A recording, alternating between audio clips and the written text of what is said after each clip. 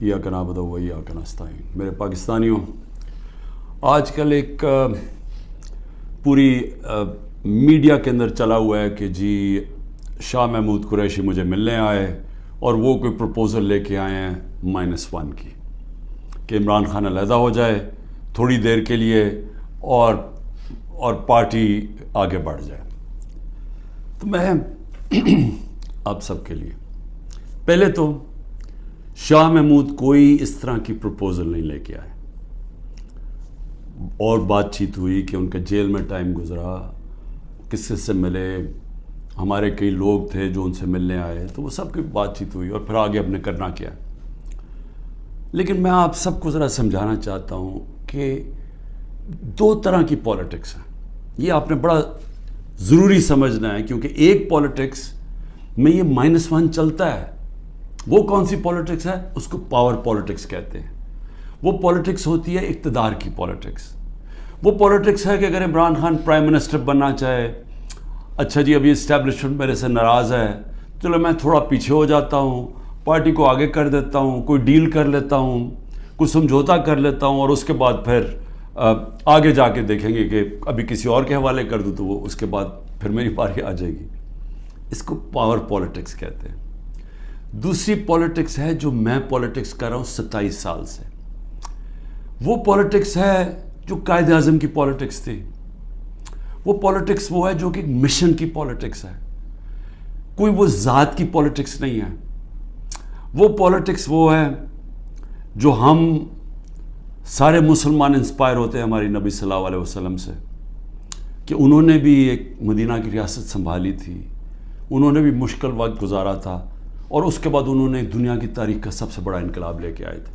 اور ہم تو کبھی ان کے اپنا سوچ ہی نہیں سکتے کہ ان کے جوتوں کی مٹی کے قریب بھی ہوں، لیکن قرآن میں ہمیں حکم ہے کہ ان کی زندگی سے سیکھو، ان کی سنت سے سیکھو۔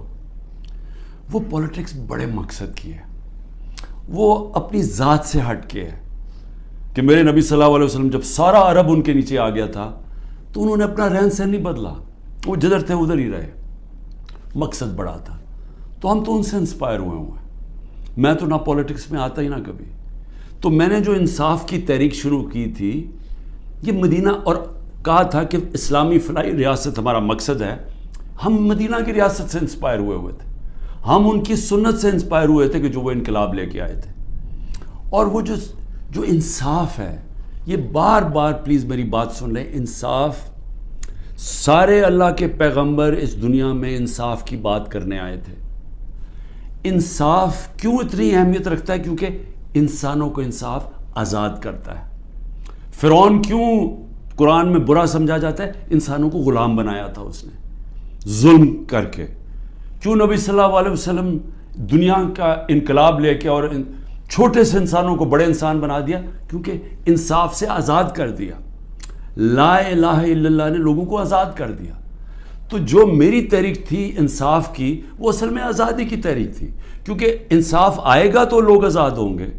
اور جو میرا سارا تجربہ تھا دنیا کا، جو مغرب کو میں نے دیکھا، تو وہاں کیوں لوگ جاتے ہیں نوکریوں کے لیے؟ کیوں وہاں خوشحالی ہے؟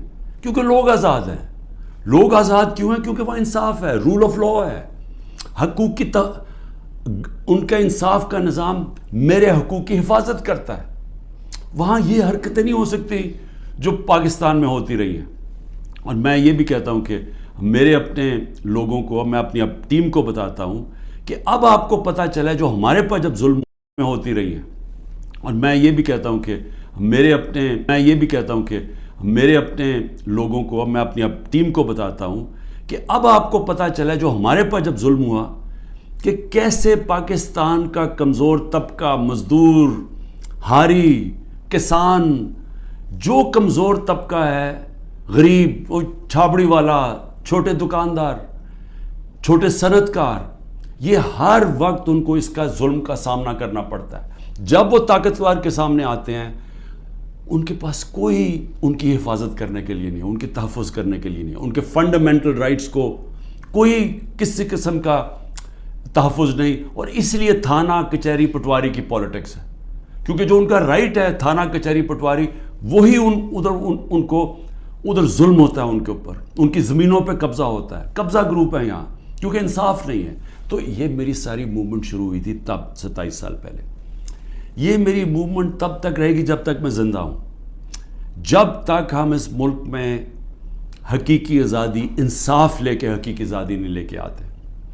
اب یہ جب مجھے یہ کہتی ہیں چیزیں کہ جی وہ -1 کیسے ہوگا؟ جو آدمی ایک تحریک پہ 27 سال سے لگا ہوا ہے، ایک ملک کے اندر ایک جدوجہد کر رہا ہے، تو وہ کیا وہ ڈیلز کرے گا؟ کیا اس کو کیا چیز اس کو خریدے گی؟ بتائیں میرے ضمیر کی کیا قیمت ہے؟ کیا پرائم منسٹرشپ کی قیمت ہے کہ اگر آپ یہ کر دیں تو آپ کو پرائم منسٹر میں تو پرائم منسٹر بن چکا ہوں. اور میں نے جب پرائم منسٹر بنا میں نے ایک بات کہی کہ اگر پھر وہ مجھے 2018 کا موقع ملتا میں سیدھی الیکشنز پھر سے کرواتا، کیونکہ جو میں انصاف لانا چاہتا ہوں اور طاقتور کو قانون کے نیچے لانا چاہتا ہوں وہ آئی تب سکتا ہے جب آپ کے پاس طاقت ہو. تو جب ایک کمزور ایک کولیشن گورنمنٹ، وہ کیسے اس پہ کیسے طاقت ہوگی کہ اس ملک میں انصاف قائم کرے؟ تو میں نے اس لیے بار بار میں نے کہا، میرے سے جب لوگوں نے پوچھا کہ آپ نے کیا غلطی کی، میں نے کہا میں نے غلطی یہ کی کہ مجھے شروع میں الیکشن کروا دینے چاہیے تھے، اور کمزور گورنمنٹ سے میں وہ اصلاحات جو لانا چاہتا تھا وہ نہیں لا سکتا تھا. تو اب میں آپ کو بتاؤں کہ جس طرح کی حرکتیں ہو رہی ہیں میرے لوگوں کے اوپر، میں اس لیے یہ آپ کے سامنے رکھنا چاہتا ہوں کہ آزاد معاشروں کے اندر یہ نہیں ہو سکتا. یہ صرف غلاموں کو ہوتا ہے. یہ صرف فرعون ایسی حرکتیں کرتا تھا لوگوں کے اوپر دہشت پھیلانے کے لیے، جو آج ہمارے پہ ہو رہا ہے. اور میں سارے پاکستانیوں کو کہنا چاہتا ہوں، جو اس وقت یہ پی ڈی ایم والے بھی بیٹھے ہوئے ہیں، یہ جو آپ تماشا دیکھ رہے ہیں، یہ یاد رکھیں کہ یہ آج ہمارے پہ ظلم ہو رہا ہے، یہ ظلم آپ کے اوپر بھی ہوگا. جب ایک ملک کے سارے انصاف کے اداروں کو، جب ان کو استعمال کیا جاتا ہے، حکومتی اداروں کو استعمال کیا جاتا ہے ایک پارٹی کو ختم کرنے کے لیے اور ان کے لوگوں کے اوپر دہشت پھیلانے کے لیے، تو یہ سسٹم پھر جاتا نہیں ہے. کوئی بھی سنبھال کے یہ سسٹم اگر آج ہمارے حقوق نہیں، اگر ہمارے فنڈامنٹل رائٹس نہیں ہیں، تو یہ اب کل آپ کے بھی نہیں ہوں گے. فنڈامنٹل رائٹس تو ایک قوم کے حفاظت ہوتے ہیں نا، ان کو ہیومن رائٹس کہتے ہیں. یہ ہیومن رائٹس سارے ملک کے ہوتے ہیں. یہ نہیں ہوتا کہ ایک طبقے کے آپ ہیومن رائٹس لے لیں اور وہ طبقہ کیا ہے؟ ملک کی سب سے بڑی جماعت جس کا سب سے بڑا ووٹ بینک ہے. اگر آپ اس کے ہیومن رائٹس آج وائلیٹ کر رہے ہیں تو اس کا مطلب ہیومن رائٹس نہیں ہے، کیونکہ ہیومن رائٹس کو تو ایک ملک کی عدلیہ اس کی حفاظت کرتی ہے. تو ہماری عدلیہ کے تو کچھ سنتا ہی نہیں ہے. ہماری عدلیہ نے تو سپریم کورٹ کہتا ہے الیکشنز ہوں گے 14 مئی کو آئین کے مطابق، گورنمنٹ پرواہی نہیں کرتی. تو گورنمنٹ آگے کیوں الیکشن؟ یعنی یہ تو اس کا مطلب کہ اس وقت طاقت کی حکمرانی آ گئی، کیونکہ جب آپ آئین سے باہر نکل گئے تو قانون سے باہر نکل گئے، اس کے مطلب جو طاقتور چاہے وہ کرے گا، تو یہ سارے ملک کو افیکٹ کرے گا. یہ تباہی سارے ملک پہ آ رہی ہے. تو ہمارے لوگوں کو جو مجھے صرف افسوس یہ ہے کہ کوئی فرق نہیں کیا جا رہا. جو تحریک انصاف کا ہے اور جو وہ کھڑا ہو کے کہنے کے لیے تیار نہیں ہے لیڈرشپ میں سے کہ میں پارٹی چھوڑ رہا ہوں، اس کے اوپر ہر قسم کا ظلم ہو رہا ہے. ان کی بزنسز بند کر رہے ہیں، ان کے فیملیز تک پہنچ گئے ہیں، ان کے بچوں تک پہنچ گئے ہیں. ہر قسم کی بلیک میل، رات کو گھس جاتے ہیں گھروں میں، گھر تباہ کر کے رکھ دیتے ہیں، لوٹ لیتے ہیں گھروں کو ڈاکہ مارا جاتا ہے، جو ملتا ہے اس کو پکڑ کے لے جاتے ہیں. اگر وہ سارے تو چھپے ہوئے ہیں، ان کے رشتہ داروں کو پکڑ کے لے جاتے ہیں. یہ تو بدترین دنیا کی ڈکٹیٹرشپس میں، یعنی وہ نظام جن کی دنیا مثال دیتی ہے، ہٹلر کا جرمنی، اسٹالن کا رشیا، سوویت یونین، یہ ان خوفناک ظلم کے نظاموں میں اس طرح کی چیزیں ہوتی تھی جو آج ہمارے اوپر ہو رہی ہیں. میرے پاس عالیہ حمزہ کی بیٹیاں ہیں، میں نے کل ان کو ملا، 3 بیٹیوں کو. 1 مہینے سے اس کو بند کیا ہوا عالیہ حمزہ. کیا اس کا قصور ہے؟ اس کا والد وہ میرے پاس آئے، انہوں نے بتایا کیسے گھر میں گھس کے انہوں نے ساری چیزیں توڑ دی، ان کی ٹی وی توڑ دیے. 2 آدمی انہوں نے لاٹھیاں پکڑی ہوئی تھی، جو چیز آئے توڑ کے چلے گئے، جو چیز 2-3 اچھی چیزیں پسند آئیں اٹھا کے لے گئے. تو یہ کون سے ملک میں ہوتا ہے؟ یہ غلام ملکوں میں لوگوں کو غلام بنانے کے لیے یہ ہو رہا ہے. یہ آزاد قوموں میں نہیں ہوتا. اور یہ جس طرف ہم اب جا رہے ہیں، یہ جو ظلم کر رہے ہیں، صرف اور صرف خوف پلا کے سمجھ رہے ہیں کہ یہ پارٹی ٹوٹ جائے گی، اور کئی لوگ چلے بھی گئے ہیں. لیکن کیا اب میرے سے پوچھیں کہ کیا مجھے اس سے کوئی فرق پڑ رہا ہے؟ 150 سے اوپر کیسز کر دیے، قتل کا کیس آخری کر دیا میرے اوپر. مجھے 19 بیلیں لیے میں نے ایک دن میں، یہ دنیا کا ریکارڈ ہے. اس کے بعد 4 گھنٹے نیب میں بیٹھا ہوں. 4 گھنٹے نیب نے میرے سے وہ جو سوال پوچھے، میں چیلنج کرتا ہوں کہ کسی عدالت کے اندر کبھی بھی یہ کیس کی کوئی اہمیت ہو جائے. کوئی کیس ہی نہیں ہے، کیبنٹ کا فیصلہ ہے، ساری کیبنٹ نے فیصلہ کیا. اب یہ دکھانا تھا کہ مجھے اس سے کوئی ذاتی فائدہ ہوا. کیا القاعدہ جو پہلا بن چکی تھی، شروع ہو گئی تھی یونیورسٹی، کیا وہ ایک ٹرسٹ ہے؟ وہاں غریب گھرانوں کے بچوں کو مفت تعلیم مل رہی ہے سیرت نبی پہ اور یہ جو ٹیکنالوجی کے اوپر. وہ ٹرسٹ ہے، جس طرح شوکت خانم ہے. مجھے اس سے کیا فائدہ ہے؟ 1 روپیہ نہیں دکھا سکتے مجھے کیا فائدہ ہو، نہ ہی ہو. کسی ٹرسٹ سے کسی کو فائدہ نہیں ہو سکتا، ٹرسٹ ڈیڈ میں لکھا ہوا ہے. تو وہ کیسز بھی ہیں، قتل کا کیس بھی ہے. ہر روز کوئی نئے کیس آ جاتا ہے. عدالتوں کے میں چکر مار رہا ہوں، لیکن مجھے اس سے کوئی فرق نہیں پڑتا. میں ہر عدالت میں جاتا ہوں، ہر کیس میں جاتا ہوں، یہ بتانے کے لیے کہ میں قانون سے اوپر نہیں ہوں. جبکہ میرے اوپر یہ جان کے کیا جا رہا ہے، یہ مجھے خوف دلانے کے لیے کیا جا رہا ہے. میں یہ آج کہنا چاہتا ہوں کہ یا اس سے یہ سارے کیسز کریں، اور اس کیسز میں کیونکہ کسی عدالت میں کوئی سزا نہیں ہو سکتی، ملٹری کورٹس سیٹ اپ کیے ہیں. اپروور ڈھونڈے جا رہے ہیں جو کہ جی عمران خان نے ہمیں کہا تھا کہ وہ کور کمانڈر کا گھر جلاؤ. یہ کہیں گے، ان میں سے کوئی اپروور آ جائیں گے، مجھے ملٹری کورٹ میں لے جائیں گے، سزا ہو جائے گی. مجھے کوئی فرق نہیں پڑے گا. جو آدمی ایک مشن، جو 22 سال سٹرگل کر کے، جو اگر جس کے پاس سب کچھ تھا، کوئی ضرورت نہیں تھی 22 سال سٹرگل کرنے کی، اگر وہ آج 27 سال کے بعد اگر کسی کا خیال ہے کہ میں جیل سے ڈر جاؤں گا، یا جو بھی ہے جو 2.5 قاتلان ہیں، ہم دو میرے اوپر حملے ہو چکے ہیں قتل کرنے کے لیے، ایک مجھے وقت پہ پتہ چل گیا تو میں نے ٹی وی پہ بتا دیا کہ کیا کرنے جا رہے تھے. تو اس سے کیا فرق پڑے گا؟ جو قاتلانہ حملے سے نہیں ڈرتا تو وہ کس سے اور ڈرے گا؟ لیکن اس سے بھی زیادہ گھٹیا پان میری بہنوں تک پہنچ گئے ہیں. میری بیوی کے اوپر کیس، ٹرسٹی ہو کے اس کا وارنٹ کا، ایک ٹرسٹی کو 1 پیسہ نہیں مل سکتا، کیونکہ وہ سیرت نبی میں بہت ان کی سٹڈی ہے، وہ انٹرسٹڈ تھی القادر یونیورسٹی، وہ ٹرسٹی ہے، اس کے اوپر وارنٹ نکال دیا. میری بہنوں کے اوپر میں صرف یہ بتا رہا ہوں کہ کس لیول پہ پہنچ گئے ہیں. ایک بہن کا بیٹے کے اوپر وارنٹ نکالا ہے، اس کا خنسامہ اٹھا کے لے گئے، وہ بیٹا نہیں تھا. خنسامہ جب واپس آیا، وہ آئی سی یو میں 2 ہفتے سے پڑا ہوا ہے، آئی سی یو کے اندر خنسامہ. اسے پتہ کیا کیا وہاں جیل کے اندر. ایک بہن اس کی بہو کے پاس پہنچ گئے کہ جی آپ کوئی جیو فینسنگ میں آپ کہیں تھی، اس کے پاس پہنچ گئے. ایک بہن اس کی زمین اس کے اوپر اینٹی کرپشن پہنچ گئی ہے. میں نے اپنی بہنوں کو ویسے کہا، میں نے کہا دیکھو ملک سے باہر چلے جاؤ. وہ تینوں کھڑیاں، نہیں ہم فیس کریں گے، ہم نہیں جاتے. مجھے کئی دفعہ جی عمران خان آپ ملک سے باہر، میں کیوں ملک سے باہر جاؤں گا؟ یعنی میں نے اگر کوئی کرپشن کی ہوتی تو میں بھی شاید جس طرح یہ بھاگ جاتے ہیں، جب ان کے اوپر اقتدار سے نکلتے ہیں سب باہر بھاگ جاتے ہیں، کیونکہ ان کے کیسز ہوتے ہیں، باہر بھاگتے ہیں، کیسز رک جاتے ہیں.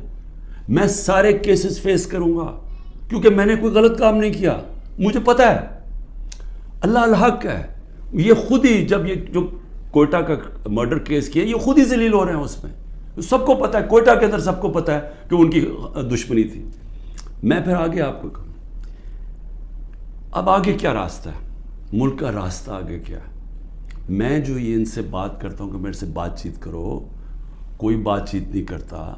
میں اپنی اسٹیبلشمنٹ آرمی چیف سے اسے کہتا ہوں کہ بات چیت کرو، وہ کوئی بات چیت کرنے کے لیے تیار نہیں ہے. میں اپنی ذات کے لیے آپ سے بات نہیں کرنا چاہتا. مجھے آپ کچھ نہیں دے سکتے. قوم میرے ساتھ کھڑی ہے، کیا کوئی دے سکتا ہے؟ میں کوئی چور دروازے تو آنا نہیں چاہتا. اگر قوم مجھے ووٹ دے گی میں تیار ہوں، لیکن اگر قوم ووٹ نہیں دے گی تو نہیں. اللہ نے تو سب کچھ، میں وہ اللہ نے کا شکر ادا کرتا ہوں ہر وقت کا جو اس نے مجھے دیا. لیکن میں بات کرنا چاہتا ہوں کہ ملک تباہی کی طرف جا رہا ہے. یہ جو بجٹ آیا ہے اس بجٹ کے اندر ذرا آپ کو سمجھ آ جانا چاہیے کہ ہم اب کدھر ایک دلدل کے اندر دھستے جا رہے ہیں.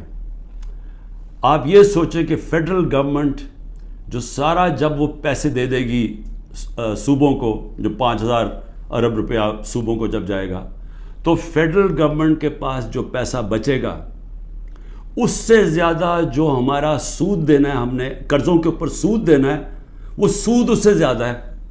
7,300 ارب روپے کا سود دینا ہے. مشکل سے فیڈرل گورنمنٹ کے پاس بچ جائے گا 7,000 ارب سے بھی کم، تو سارا پھر ملک قرضوں پہ چلے گا. ہم نے 3.5 سال میں 18,000 ارب 18,400 ارب قرضہ لیا تھا. 18,400 ارب قرضہ 3.5 سالوں میں. انہوں نے تقریباً 15,000 ارب قرضہ ایک سال میں لے لیا. تو یہ قرضے چڑھائے جا رہے ہیں، انڈسٹری بند ہو رہی ہے. گروتھ ریٹ جو تھی جس سے دولت میں اضافہ ہوتا ہے وہ 6.1% سال پہلے تھی، آج وہ پہنچ گئی ہے 0.3 پہ. تو جو دولت ہے اس کے اندر تو کمی ہو رہی ہے، قرضے بڑھتے جا رہے ہیں. ڈالر کدھر سے آئیں گے؟ انہوں نے 25-30 ارب ڈالر ایک سال کے اندر دینے ہیں، وہ کدھر سے آئیں گے؟ تو میں آج اس لیے یہ سوال پوچھ رہا ہوں کہ کوئی تو روڈ میپ ہوگا نا. ابھی تو روڈ میپ یہ ہے کہ کسی نہ کسی طرح عمران خان کو ختم کرو، اور اگر P T I Imran Khan سے تو اس کو ختم کرو. تو ابھی تو یہ ون پوائنٹ ایجنڈا، ساری ایجنسیز، سب کچھ، سارے ملک کے ادارے وہ اسی پہ لگے ہوئے ہیں کام کرنے. لیکن میں سوال کچھ اور پوچھ رہا ہوں. میں یہ نہیں کہہ رہا کہ کریں، ہم کھڑے ہیں.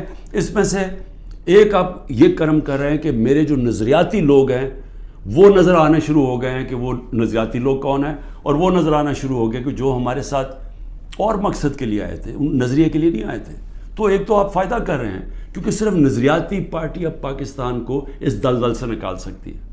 لیکن نکالے گی کیسے؟ میری آخر میں بات سن لیں. ایک ہی طرح ہم نکلیں گے. ہمیں کوئی اب باہر سے پیسے دینے کے لیے تیار نہیں ہے. ہمارے جو دوست ملک ہیں وہ بھی پیسے دینے کے لیے نہیں تیار. میرے لیے جو سب سے زیادہ شرمندگی ہوتی تھی کہ جب میں اپنے دوست ملکوں سے پیسے مانگنے گیا ملک کے لیے، کیونکہ دیوالیہ نکلا ہوا تھا ہمارا. تو اس وقت ملک ہمارے پاس تو سب سے بڑا بیرونی خسارہ چھوڑ کے گئے تھے یہ نون لیگ والے، یہ اسحاق ڈار. تو ان سے پیسہ مانگنا سب سے شرمندگی تھی. اب کیسے نکلنا ہے میں آپ کو بتاتا ہوں کیسے نکلنا ہے. اس میں ایک سورس ہے اوورسیز پاکستانی. یہ یاد رکھ لیں، بیرون ملک پاکستانی آپ کو نکالیں گے ادھر سے.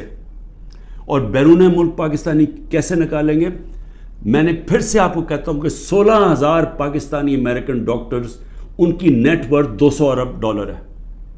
ہم آئی ایم ایف سے 6 ارب ڈالر کی پیچھے ان کے منتیں کر رہے ہیں کہ کسی طرح دے دیں ہمیں. 200 ارب ڈالر ان کی ہے، یہ صرف 16,000 ہے. 1 کروڑ باہر پاکستانی بیٹھا ہوا ہے. اگر ہم کسی طرح ان کی انویسٹمنٹ لیں، وہ یا سرمایہ کاری شروع کر دیں بجائے دبئی میں کرنے میں اور دنیا میں اور ملکوں میں کر رہے ہیں، اگر وہ سرمایہ کاری شروع کر دیں، آپ یقین کریں یہ ملک اتنی تیزی سے اٹھ سکتا ہے. کیونکہ ڈالر اندر آنے شروع ہوں گے، نوکریاں مل، اور وہ آنا شروع ہو گیا تھا. ہمارے آخری دنوں میں پیسہ اوورسیز، روشن ڈیجیٹل اکاؤنٹ کیا تھا اوورسیز پاکستان، 1.5 سال کے اندر 5.5 ارب ڈالر پہنچ گیا تھا. اوورسیز پاکستانیوں نے انویسٹمنٹ پلانز بنا لیے تھے. ہماری یہ جو راوی پروجیکٹ اور یہ جو بنڈل آئلینڈ کا پروجیکٹ تھا، وہاں باہر کی کمپنیز، بڑی بڑی کمپنیز آ رہی تھی ڈالر انویسٹ کرنے کے لیے جب انہوں نے این او سی واپس لے لیا سندھ گورنمنٹ میں. دیکھیں، بچانا اس ملک کو اوورسیز پاکستانی. جب چائنا نے اور ہندوستان نے اپنی اکانومی کھولی تو اوورسیز چائنیز اور اوورسیز ہندوستانیوں نے پہلے انویسٹ کیا تھا. ہمارا بھی وہ انویسٹ کریں گے، لیکن اس کے لیے جب تک انصاف کا نظام ہم ٹھیک نہیں کریں گے، قانون کی بالادستی، رول آف لا، جب تک ہم یہ نہیں قائم کریں گے ان کا پیسہ نہیں آنے لگا. تو چیلنج اب کیا ہے؟ رول آف لا ہم نے ختم کر کے رکھ دیا. پہلے 140 ملکوں میں سے پاکستان 129 تھا رول آف لا میں. اب جو یہ انہوں نے کریک ڈاؤن کیا، اب تو یہ بالکل ہی نیچے گر گیا ہے. اب تو وہ بنانا ریپبلک بن گیا ہے. تو جب رول آف لا ہی نہیں ہے، انویسٹمنٹ کیسے آئے گی؟ انویسٹمنٹ نہیں آئے گی، دولت میں اضافہ کیسے ہوگا؟ یہاں تو اس وقت پاکستانی پیسہ باہر بھیج رہے ہیں، پاکستانی ڈالر لے کے بیٹھے ہوئے ہیں کیونکہ وہ کسی کو اعتماد ہی نہیں ہے. تو جب تک ہم اس ملک کا نظام ٹھیک نہیں کرتے، جو میس 27 سال پہلے انصاف کی تحریک لے کے نکلا تھا، رول آف لا کی تحریک. وہ جب تک اب ہم قائم نہیں کریں گے، پاکستان کے نظام کو ٹھیک نہیں کریں گے، گورننس سسٹم تب ٹھیک ہوگا، ادارے مضبوط ہوں گے. اور جب لوگوں کو اعتماد ہو جائے گا کہ ہمارے اب جب میں اپنی سرمایہ کاری کروں تو یہاں کا جو قانون ہے، جو ان کی لا انفورسمنٹ ہے، جو ان کی عدلیہ ہے، وہ میری سرمایہ کاری کی حفاظت کرے گی، میرے سے فراڈ نہیں ہونے دے گی. یہ جب تک اعتماد نہیں ہوتا پیسہ نہیں آنے لگا. اور اس کے لیے جب تک کہ حکومت نہیں آتی جو پبلک مینڈیٹ سے آئے، جس کو پبلک سپورٹ کرے، جس کو بڑا ووٹ ملے اور پبلک کی سپورٹ سے آئے، صرف وہی بڑے بڑے فیصلے کر سکتی ہے. نہیں تو ان کو تو آپ نے دیکھ ہی لیا ہے کیا کیا انہوں نے، سوائے مہنگائی کر کے، تاریخی مہنگائی 38% پہ. انہوں نے کیا کیا ہے؟ انڈسٹری بند ہو گئی ہے، بے روزگاری بڑھ گئی ہے، گروتھ ریٹ. انہوں نے اور کیا کرنا ہے؟ تو یہ جو ابھی تک تو گیم پلان میں یہی کھچڑی پکنے لگی ہے نا. آگے نئی آ گئی ہے، نئی جماعت ایک کریٹ کر دی ہے. ہم نے بھی اپنے بڑے بڑے اچھے 27 سال پرانے ہم نے لوگ وہاں بھی بھیج دیا ہیں ان کے پاس، اور ضرورت ہے تو حکم کریں ہم اور بھی بھیج دیتے ہیں. لیکن اس سے ملک ٹھیک نہیں ہونے لگا. ملک ٹھیک تب ہوگا جب ایک public mandate, free and fair election کے بعد ایک مضبوط گورنمنٹ آئے گی. اور میں اپنی اسٹیبلشمنٹ کو آج پھر سے کہتا ہوں، نظر ثانی کرے، ملک تباہی کی طرف جا رہا ہے. اور جب یہ تباہی جس طرف جا رہا ہے اور IMF کی اگلی کنڈیشنز آئیں گی، جس طرح انہوں نے مصر اور سری لنکا میں انہوں نے کنڈیشن لگائی، وہ کیا ہے کہ فوج کا بجٹ کام کرو، دونوں جگہ انہوں نے کہا. تو یہ تو ہم ادھر جا رہے ہیں کہ ہم اپنی سیکیورٹی اینڈ میں کمپرومائز کریں گے. اور ایک دفعہ سیکیورٹی کمپرومائز ہوگی اس ملک کی تو ہمارے جو دشمن بیٹھے ہیں وہ ملک توڑنے کے لیے تیار ہیں. تو میں اس لیے آپ کو کہہ رہا ہوں، مجھے کوئی ریلیف نہیں چاہیے، مجھے کوئی آپ کی مدد نہیں چاہیے. میں کوئی مجھے یہ سمجھے کہ یہ جو سارا کچھ ہو رہا ہے انتقامی کارروائی، مجھے چھوڑے میری بہنیں باہر جانے کے لیے نہیں تیار. وہ تو عورتوں کے اوپر تو کبھی اس ملک میں ایسے نہیں ہوا. لیکن ملک نیچے جا رہا ہے اور اس لیے وقت کم ہے. جس طرح دن بڑھتے جا رہے ہیں ہم اور اپنے ملک کو تباہی کی طرف لے کے جا رہے ہیں. صرف قانون ختم ہو چکا ہے. کسی کو اس وقت پھر سے میں کہتا ہوں، جب عدلیہ اپنے فیصلے نہیں کروا سکتی، جب آئین کی کوئی پرواہ نہیں کر رہا، جب پولیس کھلے عام گھروں میں گھس کے لوگوں کے گھر لوٹ رہی ہے اور اٹھا کے لے کے لوگوں کو جا رہی ہے، کلیکٹیو پنشمنٹ دے رہی ہے، تو اس ملک میں تو اب باہر کے لوگ کیا سوچ رہے ہوں گے؟ بتائیں نا، بیرون ملک پاکستانی جو آپ کا بڑا اثاثہ ہے وہ کیا سوچ رہا ہوگا؟ وہ کوئی سوچے گا کہ پاکستان میں پیسہ لگانا ہے؟ تو اگر انہوں نے نہیں لگانا تو اور تو اس وقت کوئی ہے نہیں. جب تک ہم ملک کی ایکسپورٹس نہیں بڑھاتے، وہ تو ٹائم لگے گا کہ ہم اپنی ڈالر انکم بڑھائیں. تو اس میں تو صرف ایک ہی انٹرم میں تو صرف اوورسیز پاکستانی مدد کر سکتے ہیں. شکریہ. پاکستان زندہ باد.